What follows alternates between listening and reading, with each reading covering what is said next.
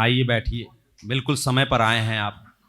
हम लोग समय से पहले आ गए थे, क्षमा प्रार्थी हैं। बैठिए।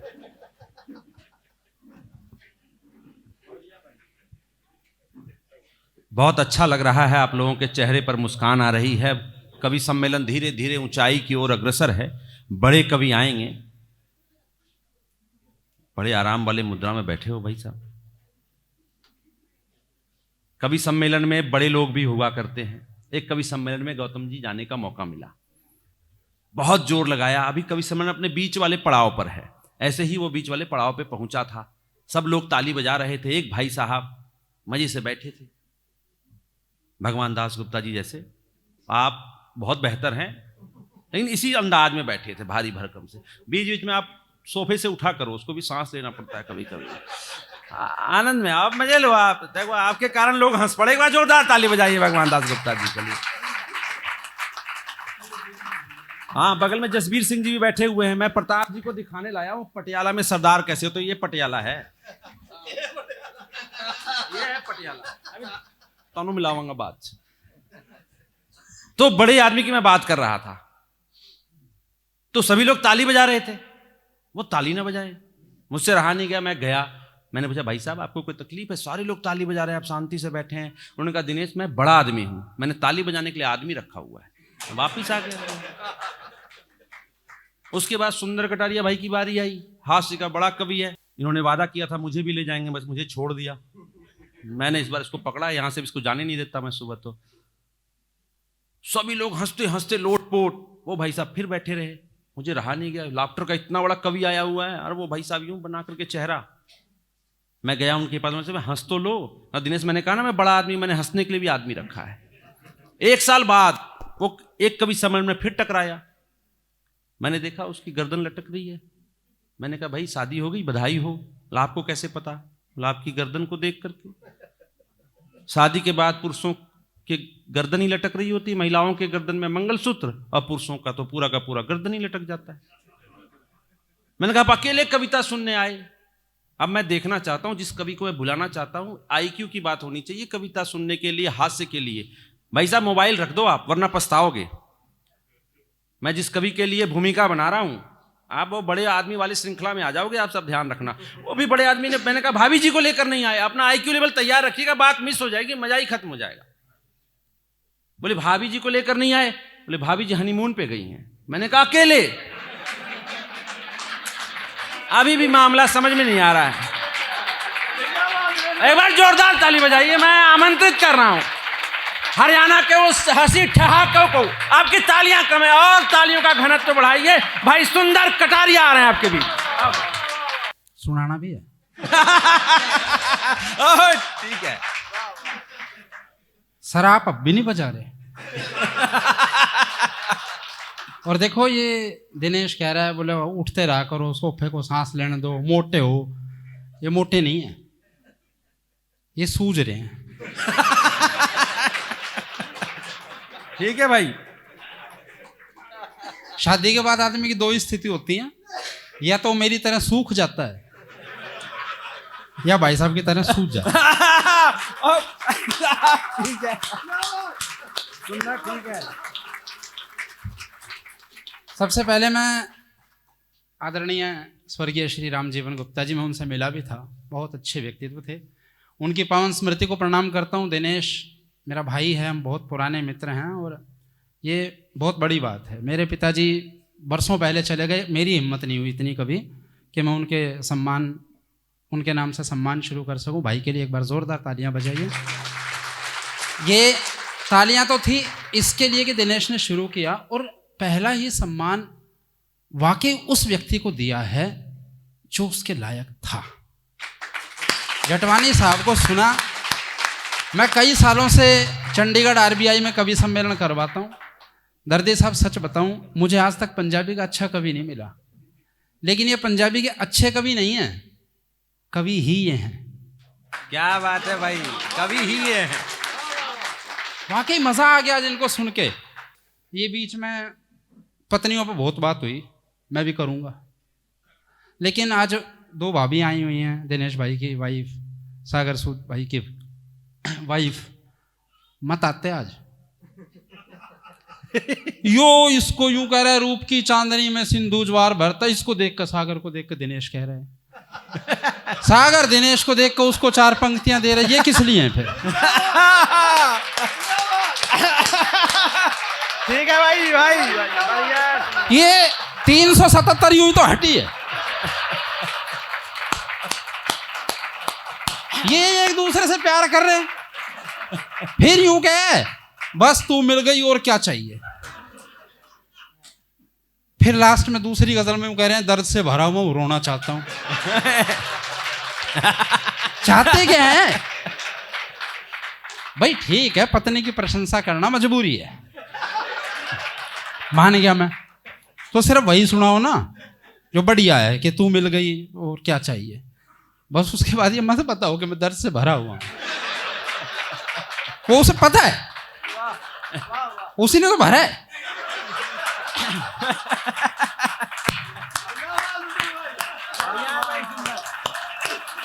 अरे अब के बाद यानी कि आज रात को तो भरेंगी। उनको सच्चाई समझ नहीं आ रही थी, अब आ गई। 4 पंक्तियां किसको देख के सुना रहा था? जा वहीं जा।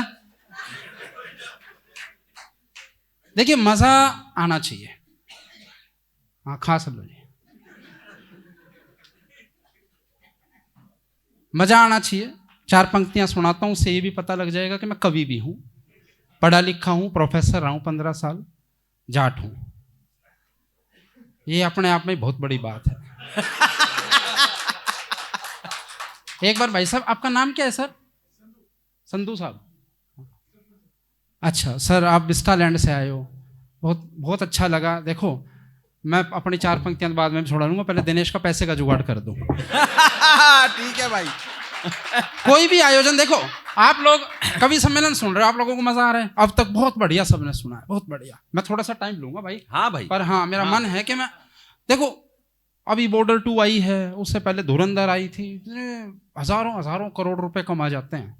हम 300 रुपए की, 400 रुपए की टिकट लेकर वो शो देख के आते हैं 3 घंटे का, ठीक है, घंटे भर में 2 घंटे में भूल जाते हैं ना सर। यहाँ पे आप मेरे ख्याल कुछ लाख का, सिर्फ हजारों करोड़ का नहीं, कुछ लाख में एक ऐसा शो देख कर जाओगे, कई महीनों तक हंसोगे। ये बढ़िया है, वो बढ़िया है। तो उसमें फाइनेंसर का योगदान बहुत महत्वपूर्ण होता है। सबसे महत्वपूर्ण योगदान तो फाइनेंसर का ही होता है। तो मैं तो आप लोगों का बहुत बहुत धन्यवाद करता हूं, जो दिनेश भाई का सहयोग कर रहे हैं। और ये चीज करो शुरू, हर महीने करो, तो मुझे जरूर बुलाओ। सही बात है ना सर, करना चाहिए, हंसना अच्छी चीज है। बाकी मैं पता नहीं क्या बता रहा था। देखो सबसे पहली आचार संहिता पता है कब लगी थी? आचार संहिता समझते हो ना? हाँ, आचार संहिता मतलब आचार संहिता। लक्ष्मण जी ने पहली आचार संहिता लगाई थी, लक्ष्मण रेखा खींच के, है ना। लक्ष्मण जी बहुत इंपॉर्टेंट पार्ट थे रामायण के। मूर्छित हुए, किसने बचाया? बताओ, किसने बचाया? हनुमान जी ने। घबरा क्यों रहे हो? यही सच है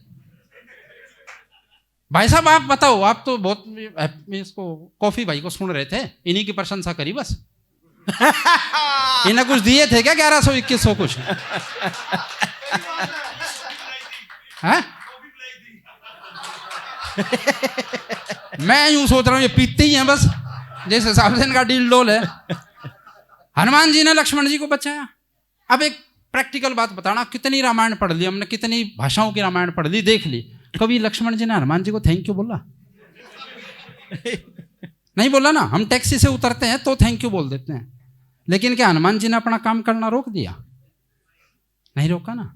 उनके थैंक यू के चक्कर में बैठे नहीं रहे, अपना काम करते रहे। जैसे हनुमान जी अपना काम आज तक कर रहे हैं ना, ऐसे ही विस्टालैंड अपना काम कर रहे हैं। दुनिया भर को घर देता है, सारे के सारे जाके इनको थैंक यू नहीं बोलते, लेकिन ये अपने काम में लगे हुए हैं। और आज बड़ी बात ये मुझे बहुत अच्छी लगी कि मकान नहीं घर देते हैं। तो सर हमारे भी घर चला देना। बहुत धन्यवाद आपका। बढ़िया भाई। 4 पंक्तियां सुनाता हूं। मैं कह रहा था मैं पढ़ा लिखा हूं। हाँ वाह, वो याद है। वो याद रहा और जाट हूं। मैं ये बता रहा था बहन जी, सुनो, आप पढ़ी लिखी से लग रही हो, आप सुनो। ये पढ़ी लिखी तो समझेंगे आज के इस एक दूसरे के मुख तक को। मैं कह रहा था पढ़ा लिखा इसलिए बता रहा हूं, कईयों को ना यकीन नहीं होता, जाट हो गए प्रोफेसर। एक लड़की ने एक भाई ने मुझसे कह दिया, बोला रे तेरे को इंग्लिश आती है? मैंने कहा यस। बोला कितनी? मैं कहा बस। मैंने कहा चल तू पूछ, क्या पूछना चाहता है? हाँ। बोला वो जो पीछे लड़की खड़ी है ना दूर। मैं क्या? हाँ। बोलो उसको इंग्लिश में यहां बोला। बड़ी बात थोड़ी है। मैंने कहा एक्सक्यूज मी। बोली यस। मैंने कहा प्लीज कम हियर। आ गई सर।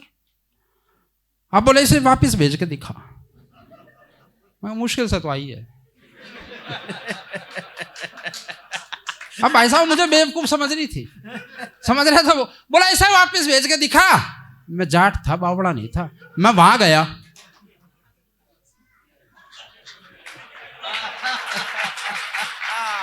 बढ़िया भाई, सुंदर।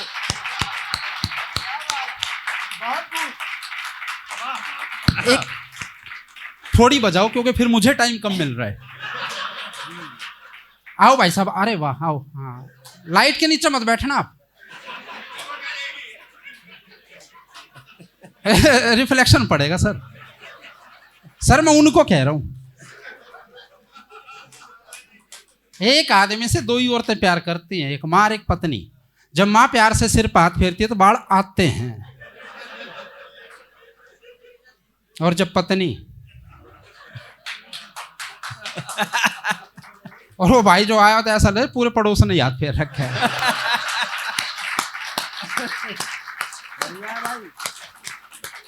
एक इंग्लिश और हिंदी का मिक्स छंद सुनिए, छंद। सागर भाई समझेंगे, शायर आदमी है, कवि आदमी। मेरे बस की इतनी कविता नहीं है। जितना मैं लिखता हूं कि देखो आप लोग खूब एंजॉय कर रहे हो। भाई साहब को घर बनाने में मजा आता है, सर का चैनल है, दर्दी साहब का, इनको चैनल चलाने में मजा आता है, बैंक अधिकारी हैं। कहाँ कब किसको कैसा मजा आ जाए तब लिखा कि पढ़ें होल ईयर ना, यस होल ईयर, पढ़ें होल ईयर ना परिणाम क्लियर, तो फादर के फियर का मजा कुछ और है। बढ़िया मिलाए हो भाई। पढ़ें होल ईयर ना परिणाम क्लियर, तो फादर के फियर का मजा कुछ और है। और सुने लगा ईयर, जो लड़के लड़की बैठे हैं, सुने लगा ईयर, जो मदर हो नियर, तो बात विद डियर का मजा कुछ और है।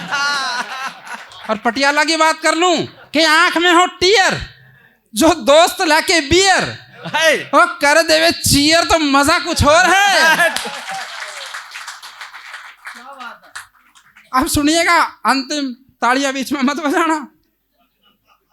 कि आंख में हो टीयर, जो दोस्त लाके बियर और कर देवे चीयर, तो मजा कुछ और है। और ऐसा लगेगी यार कि एक पूरा ईयर, जो पत्नी हो पियर,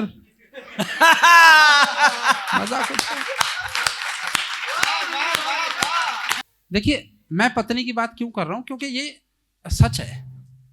हम पत्नियों पर देखो खूब हंस लेते हैं सर, खूब हंस लेते हैं। वही हंसने देती है बस, और कोई हिम्मत भी नहीं देता इतनी। वरना मैं तो यूं कहता हूं कि देखिए, नारी कोई कागज का जलियान नहीं जो बह जाए, नारी कोई रेशम की है डोर नहीं जो कट जाए। नारी नर की परिभाषा है और समाज की धुरी है। दुनिया की परिभाषा भी नारी के बिना अधूरी है। हाँ, क्या बात है भाई, सुंदर, बहुत बढ़िया।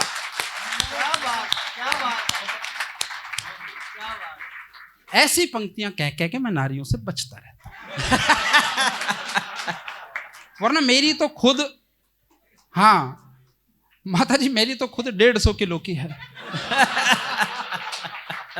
हाँ हंस रहे हो, मेरे हालात देखो। एक दिन तैयार होकर मेरे सामने खड़ी होगी, बोली मैं कुछ कमजोर नजर आ रही हूं। बहन जी, किस पति की हिम्मत जो अपनी सगी पत्नी को मना कर दे। नहीं, कईयों की सगी के अलावा भी होती है। बोली मैं कुछ कमजोर नजर आ रही हूं। मैंने कहा हाँ। बोली तो मेरे को उठाकर फ्रिज तक ले चलो। मैंने कहा तू यही खड़ी रहे।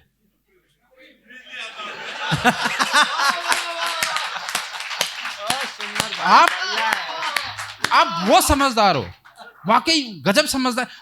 देखता नहीं उससे पहले हंस पड़ते हो, क्या कमाल के लोग हो। अब आप लोगों की समझदारी देखता हूं, पीछे तक एक भी हाथ। देखो मैंने आपको तालियां रोकने के लिए ही कहा है ना, बजाने के लिए तो नहीं कहा। क्योंकि दर्दी साहब ऐसा है, बजाओ मत बजाओ मेरा कुछ फर्क नहीं पड़ता, मैं तो आपका छोटा भाई हूं। आपको पता हरियाणा वालों को बेइज्जती महसूस भी नहीं होती। एक शराबी आदमी शराब पी के घर आया, सुनना विजेंद्र भाई, शराबी आदमी शराब पी के घर आया तो घरवाली लड़ने लगी तो शराबी बोला तू चुप हो जा, मोटी काली कलूटी दत्तो कहीं की। वो बोली तू चुप हो जा बेवड़े नशेड़ी शराबी कहीं के। इतना सुनते ही सर शराबी हंसने लग गया। बोली हंसता क्यों है? बोला मैं तो सुबह ठीक हो जाऊंगा।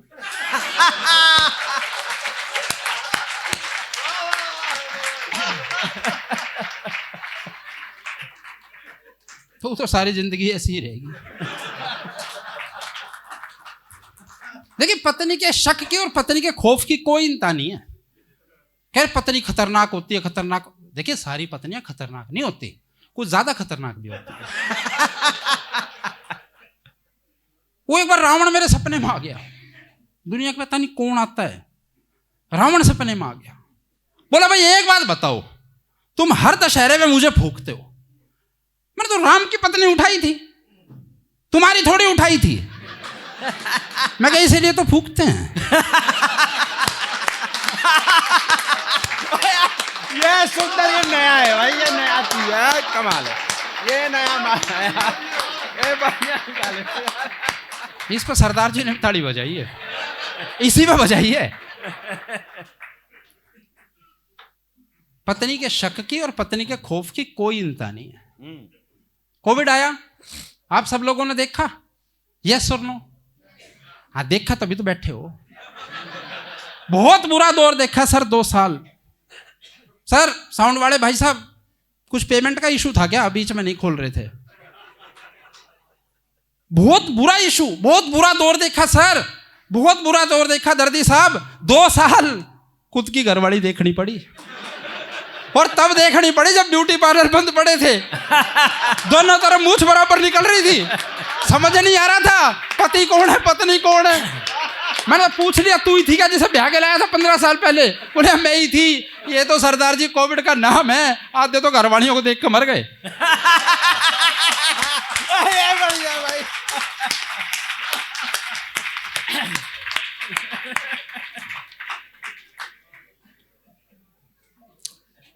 हुआ क्या, उस समय में हम सब लोग, आप लोग व्यापारी लोग होंगे, जॉब वाले होंगे, हम भी, ये जो भी है हमारी, हम लोग रात को कार्यक्रम करते हैं, सुबह आते हैं, सुबह बच्चे स्कूल चले जाते थे, देखते नहीं थे बच्चे हमें कई कई महीनों तक। तो कोविड में जब हम घर रहने लगे ना, तो बच्चों ने भी कहा ये आदमी है कौन जो हमारे साथ रह रहा है। लेकिन उस कोविड में हम लोग बहुत नखरे करते थे सर। भाई साहब ने पराठे बनाए, आलू के पराठे बनाओ खाओ, बढ़िया चीज़ है, उसमें भी नखरे निकालते थे, सब्जी में नखरे निकाल। जब हमने खुद खुश होकर के शुरू में गुलाब जामुन बनाए, समोसे बनाए, जब खुद काम किया ना, तो मैंने 4 पंक्तियां लिखी। मेरी बहनों को, भाभीयों को, बहुत लोग, आदमी लोग नखरे निकालते हैं। तब लिखा कि अब पत्नी के शब्द चुटीले नहीं तीर से लगते हैं, बासी चावल दूध डालकर मस्त खीर से लगते हैं, और पति सभी जो खोट निकाला करते भिंडी तोरी में, अपने हाथ के जले भुने टिंडे पनीर से लगते हैं। जब काम करते हैं तब पता लगता है। तो धन्यवाद सर। तो पत्नी के शक की और खौफ की कोई इंतहा नहीं है, यहीं अटका पड़ा हूं। पहले खौफ बताता हूं बहन जी, खौफ क्या होता है पत्नी का। संडे का दिन, बात को समझना, बहुत अच्छा समझ रहे हो। संडे का दिन मैं अपने घर पे बैठ के अखबार पढ़ रहा था, अगली पोछा मारते मारते आई, दर्दी साहब संडे को वो लगा लेती है, मेरी छुट्टी रहती है। मैं अखबार पढ़ रहा था, पोछा लगाते लगाते आई, बोली थोड़ा सरकी हो। सर मैं कमरे से उठ के बाहर बरामदे में आकर बैठ गया। बरामदे में पहुंच गई, बोले थोड़ा सरकी हो। मैं बाहर आंगन में आके बैठ गया। आंगन में पहुंच गई, बोले थोड़ा सरकी हो। मैं घर से बाहर निकल गया। 3 दिन बाद बहन जी, मैंने 3 दिन, ये खौफ है, 3 दिन बाद मैंने फोन किया, मैं जैसलमेर पहुंच लिया और सरकू या बहुत है। अब शक सुनना, पत्नी किस लेवल तक शक कर सकती है। मैं एक कवि सम्मेलन से अपने घर आया, मेरी कमीज को झाड़ते हुए बोली, पूरी कमीज में एक भी बाल नहीं। कौन थी वो टकली?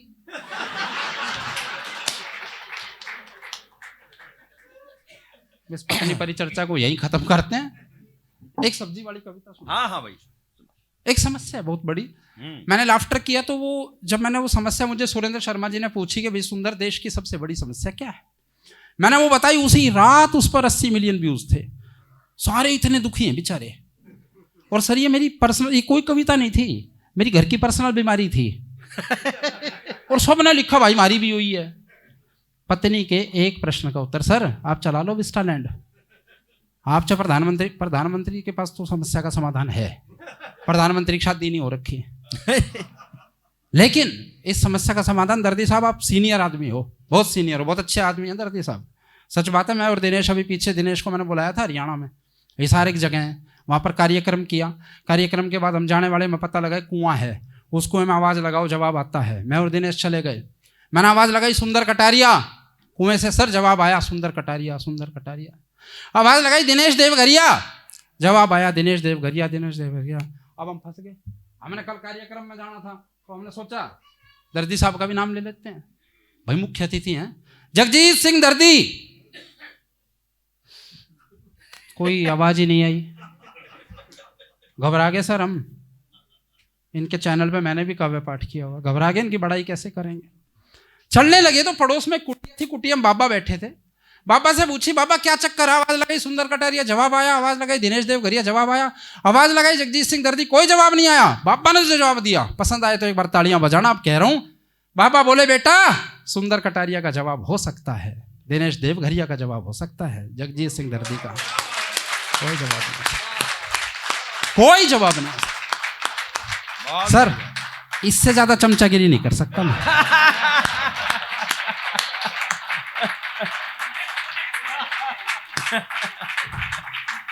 आनंद लीजिए।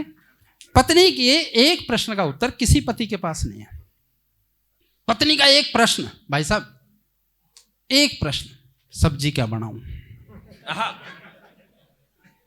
आदमी मर जाएगा बूढ़ा होकर। ये कविता सुना ली, लाखों लोग सुन चुके, आज भी यूं ही कहती है सब्जी क्या बनाऊं। सुनिए, घरवाली छोरे को सुला रही थी, थपकी दे रही थी, दूध पिला रही थी, बोली सब्जी क्या बनाऊं। कुछ भी बना ले, ये तो कहते हैं हम। बोली इतना मत घबराओ, आज की सब्जी आप बताओ। एक बार तो बहन जी आंखों में पानी उतर आया। एक बढ़िया सी सब्जी खाने का ख्याल मन में आया, मैंने कहा तोरी बना ले। बोली कल खाई थी। भिंडी बना ले। बोली परसों बनाई थी। मैंने कहा तो मैं अभी पनीर लाऊं सू। बोली मैं क्या पनीर खाऊं सू। मैंने कहा तो सब्जी छोड़, पराठे हो जाएं। ये बात भी कर रहे थे, पराठे हो जाएं। बोली मोटे हो जाओगे। मैंने कहा तो राबड़ी घोट ले। बोली खाते ही सो जाओगे। मैंने कहा चटनी बना ले। बोली लहसुन नहीं है। गट्टे बना ले, बेसन नहीं है। कमाल है। कढ़ी बना ले। बोली सावन लग गया। मैंने कहा दाढ़ चढ़ाया। बोली छोरा जाग गया। अब ये बिल्कुल नहीं सोएगा, कुकर की सीटी सुनते ही रोएगा। यूं करो ढाबे पे चले जाओ, एक दाल और 4 बटर रोटी बंधवा लाओ। चल पड़ा भाई साहब, ढाबे पे नहीं जाता तो भूखा ही मरता, पर अंधेरा ज्यादा था। अंधेरा ज्यादा था, कर्म भी कतई सो गए थे, अंधेरा ज्यादा था, ढाबे भी बंद हो गए थे। उल्टा के घर पे पूरी बात बताई। घरवाली फिर प्यार से मुस्कुराई। बोली पकड़ छोरे को, मैं आटा गूंथ लाऊं, पर ये तो बता दे सब्जी क्या बात है भाई। 5 मिनट और आपके ले लेता हूं। वैसे मैं सर 1.5-2 घंटा ले सकता हूं, पर जितने अमाउंट की दिनेश से बात हुई है उसमें मैंने ये भी एक्स्ट्रा ही दिया है। वो इसलिए दिया है, मेरा दोस्त है, सच्ची बात कह रहा हूं। इसने कहा बोले भाई सुंदर आजा, बजट नहीं है, विस्टालैंड वाले कुछ कर रहे हैं, थोड़ा बहुत दर्दी चर्दी कला वाले करेंगे, देख ले। मैंने कहा यार देख ऐसा है, तुझे पता है आजकल मैं क्या कुछ ले रहा हूं। बोले बस। मैंने कहा कौन रहा। बोले प्रताप फौजदार भी आ रहे हैं, तू आ रहा है, और बाकी भाई अपने हैं यहीं के साथी, साथ देंगे। मैंने कहा तो यार एक काम कर, प्रताप फौजदार जितने ले रहे हैं उससे 1000 रुपये कम दे दिए। भाई और इससे ज्यादा क्या करूं। बोले भाई प्रताप फौजदार ही 1000 ले रहा है।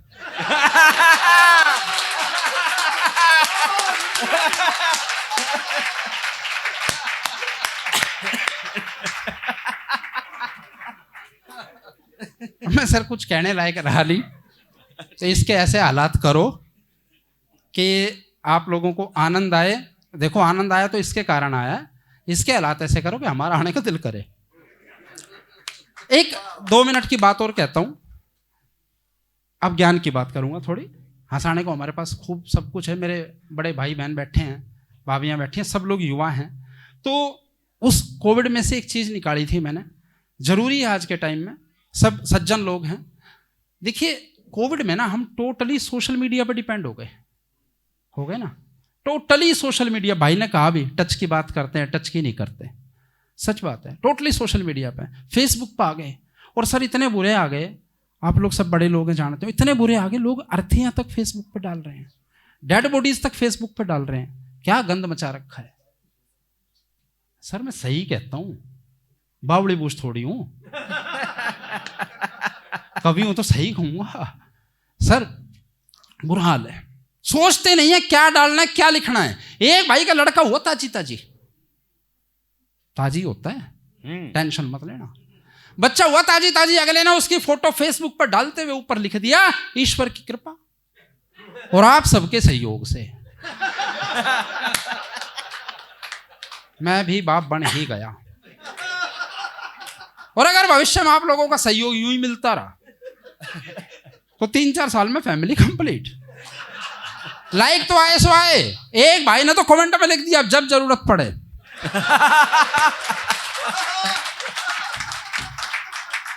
क्या फायदा है ऐसे फेसबुक का। महिलाएं बैठी हैं, महिलाओं की हमने खूब बात करी। सच्ची बात बताता हूं बहन जी, पूरी दुनिया में लगभग 300 करोड़ महिलाएं हैं। यकीन ना हो ना, किसी को वहम हो तो गिन के देख लेना। पर फेसबुक पे 500 करोड़ है। कहां से आ गई? ये जो कई हा कर रहे हैं ना, उनके फेसबुक में 5000 फ्रेंड होंगे। भाई साहब आधार कार्ड से लिंक कर दो फेसबुक को, पता लग जाएगा जिसको इतने दिनों से सपना चौधरी समझे बैठे थे, भूरेलाल हलवाई है। क्या हड़की सी बूंदे नहीं, तूफान निकला जी। हूर समझे बैठे थे, हैवान निकला जी। और मेकअप में हकीकत को उसने छुपाया इस कदर, समझे उसे चंदा हो चंद्रभान निकला जी। ऐसे चंद्रभान बहुत हो गए। मैं शहर से आया हूं, पटियाला भी शहर है, हमने देख लिया। मैडम लड़कियों से ज्यादा लड़के मॉडर्न हो गए हैं। पहले खाते पीते थे, अब तो सारे पंजाब के लोगों पूरे फैले फूले हुए हो, ऐसे ही होते थे पहले। लेकिन आज शहर में कैसे बच्चे हो गए, एक कविता देख लीजिए बस, उसके बाद अपना स्थान लूंगा। कि शरीर का कड़का शहर का लड़का कैसा हो गया, आनंद लीजिए। शहर के बड़े बुजुर्ग भी ऐसे ही हो गए। शहरीकरण अच्छा नहीं है। शरीर का कड़का, एक पतला सा लड़का, कानों में बाड़ी, हाथ में कड़े, बाल भी जरूरत से ज्यादा बड़े, आईब्रो बनाकर, लिपस्टिक लगाकर, आधुनिकता में घुटकर इतना बड़ा हो गया कि जैसे ही मेट्रो में चढ़ा एक भाई लेडी सीट छोड़कर खड़ा हो गया पास में। सर आप नहीं समझिए कविता, धन्यवाद सर। जैसे ही मेट्रो में चढ़ा एक भाई लेडी सीट छोड़कर खड़ा हो गया। पड़ोस में बैठी अम्मा ने उसे पुचकारते हुए कहा, पड़ोस में बैठी अम्मा ने उसे पुचकारते हुए कहा, उसके बालों को प्यार से संवारते हुए कहा, बोली बेटी थोड़ी डर लिया कर, चुन्नी रखा कर सर पे, पल्लू कर लिया कर। यूं सजना संवरना झूमना अच्छी बात नहीं, और जवान विधवा का यूं घूमना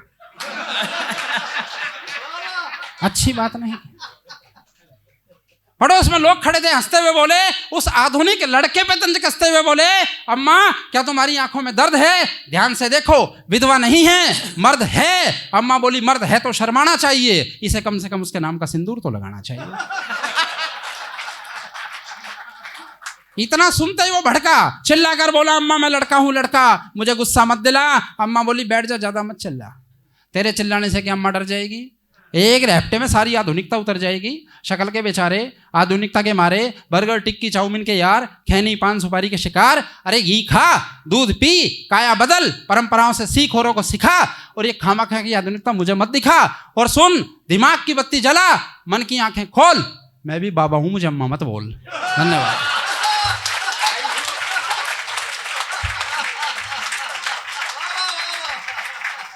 भाई सुंदर, एक मिनट, दादा की धोती, ओ देखो, एक बार जोरदार ताली बजाएं भाई सुंदर की कविता, जिससे इसे पहचान मिली। मेरी दादा की धोती दादी न धोती, बिना उस कविता के पाठ के ये मंच पे आकर बैठ जाए, ये पटियाला बर्दाश्त नहीं करेगी। एक बार घनघोर ताली बजाएं आप भाई सुंदर के लिए।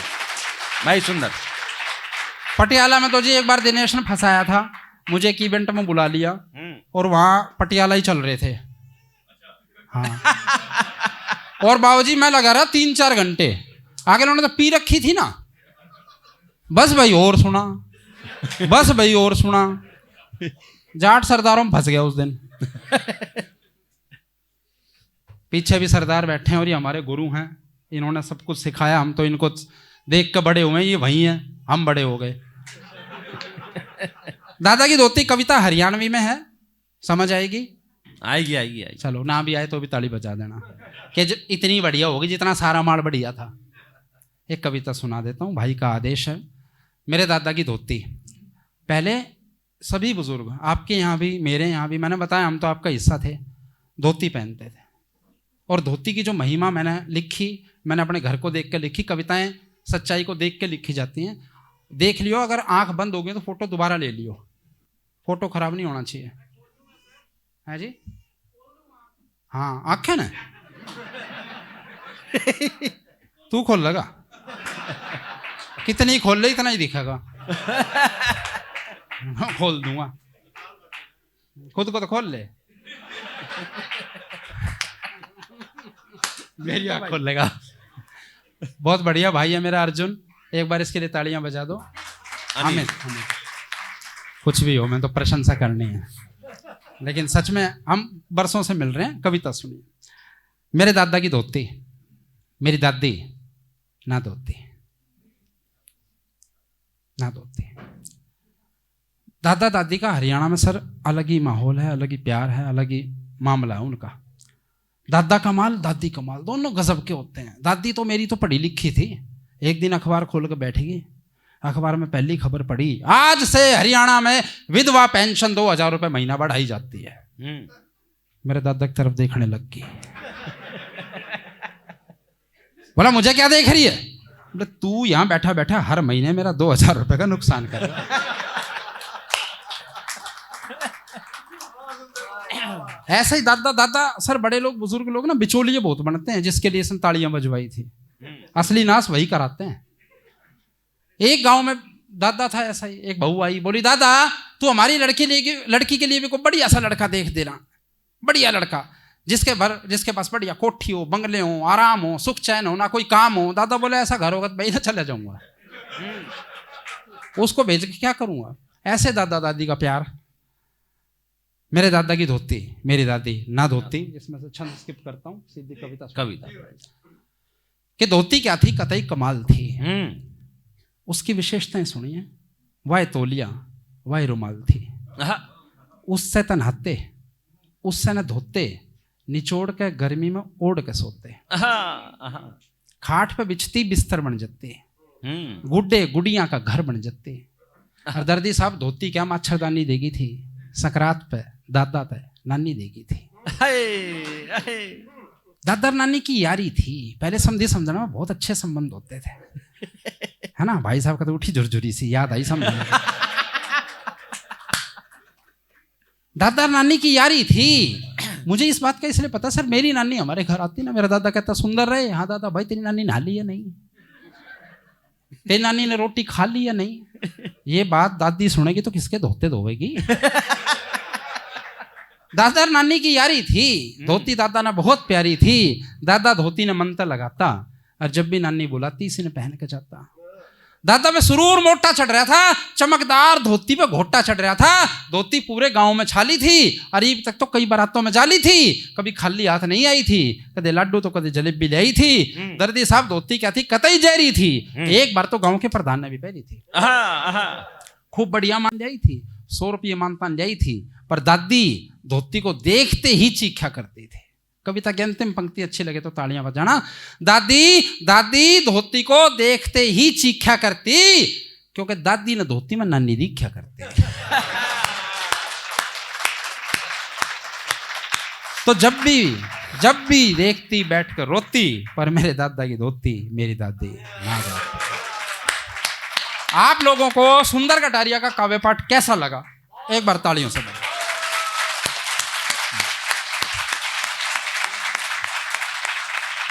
धन्यवाद, thank you sir, thank you. मुझे भी बहुत, भाई साहब तो चल दी के खाक लगे, फिर सोफे को सांस लेने के लिए छोड़ के गए, सोफा ना चल दे यहाँ पे, आप बैठे रहना सर। आइए अब मैं, क्योंकि सब यही कहते रहे थे कि मंच और ऊपर जा रहे हैं और 3rd फ्लोर पा लिए 2nd पे, यहीं रहे तो ठीक है, हम मंच को यहीं रखेंगे। कवि सम्मेलन जमा हुआ है, कवियों से भी और सर्दी से भी, तो इसको जमाए रखेंगे। इस मंच का बहुत ही खूबसूरत संचालन जो कर रहे हैं, इस आयोजन में भी उनका विशेष योगदान है, साहित्य कलश के साथ उनका मुख्य योगदान है।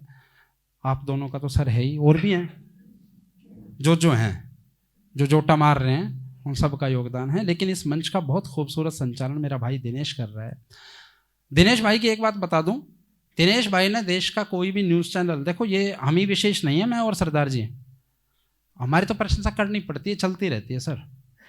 दिनेश भाई है असली प्रशंसा के लायक, तो इतना अच्छा आदमी है, भगवान कसम। एक दिन मैंने इसको फ़ोन किया, ये सिर्फ 2 साल से इनएक्टिव है किन्हीं कारणों से, वरना पूरे भारत में हर मंच पर गया हुआ है दिनेश देवगरिया सर। हाँ, आपके लिए रुका था मैंने दिनेश को फ़ोन किया एक दिन, मैंने कहा दिनेश कहाँ है भाई? बोला अमेरिका। अमेरिका क्यों? बोला कविता पढ़ने गया हूँ। मैं कहा तू? मैंने कहा मैं तो यहीं पढ़ा हूँ गुड़गांव में, मुझे कौन बुला रहा है, काम का मेरी प्रशंसा कर रहा है। फिर 1 महीने बाद सर फ़ोन किया, मैंने कहा दिनेश कहाँ? बोला ऑस्ट्रेलिया। तू कहाँ? वहीं पढ़ा हूँ भाई। दिमाग खराब। एक दिन मैं इसके घर पहुंच गया, मैं कहा फोन पे नहीं मिलेगा, इतना बड़ा कवि है। घर पहुंच गया, बारिश का बेटा खेल रहा था, छोटा था बड़ा था भाभी जी याद नहीं मुझे, बेटा खेल रहा। सर मैंने उससे पूछा पापा कहाँ हैं? बोला अंदर बर्तन मांज रहे।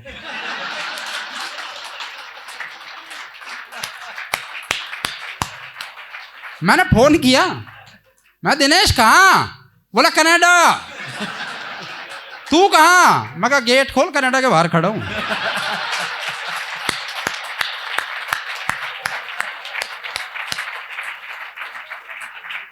ओज का, सिर्फ ओज का ही नहीं, देखिए कवि का एक मुख्य रस होता है, मेरा जैसे हास्य है, लेकिन लिखते हम सब रस हैं। दिनेश भाई भी ऐसे गजब का तो संचालक है। ओज का ऐसा अद्भुत कवि है, वीर रस, इससे सुन लो आपके सर रेंगटे खड़े हो जाएंगे, इतने लंबे लंबे, 4 दिन तो शर्ट नहीं पहन पाओगे। ऐसा कमाल कवि है, कमाल संचालक है। ना तो कोई देश का न्यूज़ चैनल इन्होंने छोड़ा, हर जगह काव्य पाठ किया। देश का कोई बड़ा मंच इन्होंने नहीं छोड़ा, हर जगह काव्य पाठ किया। और अब मेरे भाई ने फिर शुरुआत की है, बहुत आगे तक जाएंगे। मैं शुभकामनाओं के साथ उन्हें मंच पर काव्य पाठ के लिए आमंत्रित करता हूं, और आप तालियां बजाइए। आओ दिनेश।